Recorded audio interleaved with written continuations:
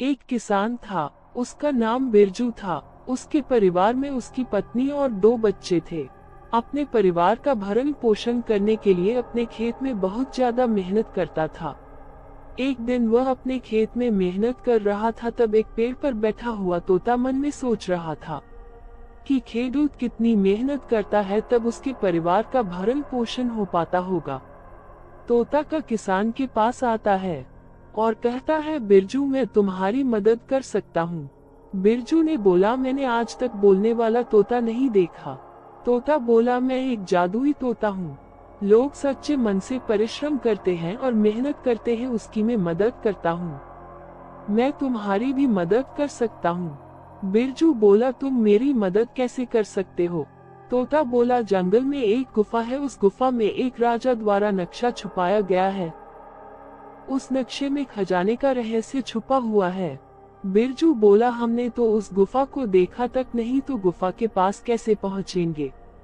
तोता बोला, तुम मेरे साथ चलो, मैं तुम्हें वह गुफा दिखाता हूँ। तोता और बिरजू गुफा के पास जाने के लिए निकल पड़े। आखिरकार जंगल में सफर करने के बाद गुफा के पास पहुँच ही गए।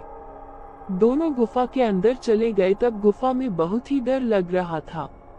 दोनों को गुफा में चलते चलते एक पत्थर पर पड़ा हुआ नक्शा मिला।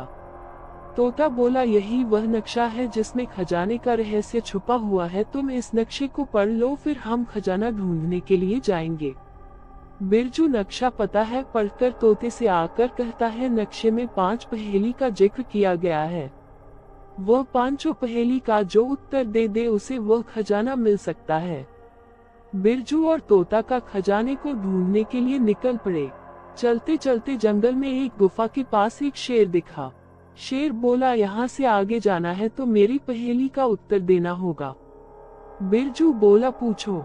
शेर बोला, मैं राजा हूँ पर मेरी कोई प्रजा नहीं। सिंहासन पर बैठता हूँ पर महल नहीं।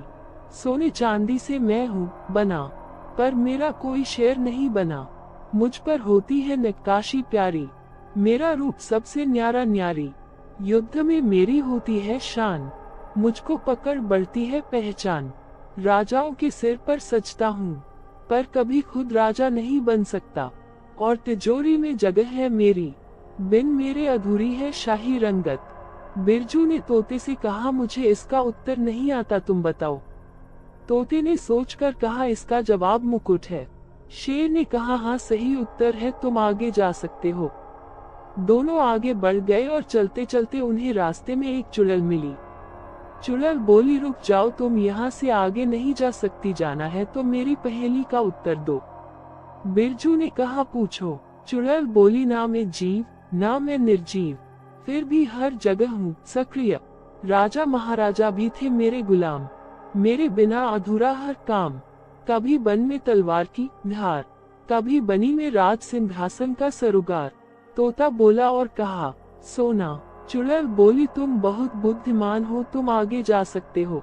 दोनों वहां से निकल पड़ी। जंगल में चलते चलते दोनों को बाघ का सामना हुआ। बाघ ने कहा, रुक जाओ, मेरी पहेली का उत्तर दो, तब आगे जाने दूंगा। बिरजू ने कहा, पूछो। बाघ ने बोला, चमकीला पर तारा नहीं, राजाओं की शान पर बाजार से दूर नहीं। कभी बना में हार कहना, कभी ताजमहल पड़ा अनमोल गहना। मेरी कीमत रात दिन बढ़ती जाए, मुझे अपने को दुनिया ललचाए। तोते ने सोचा और कहा, हीरा। बाघ ने कहा, सही उत्तर है, तुम आगे जा सकते हो।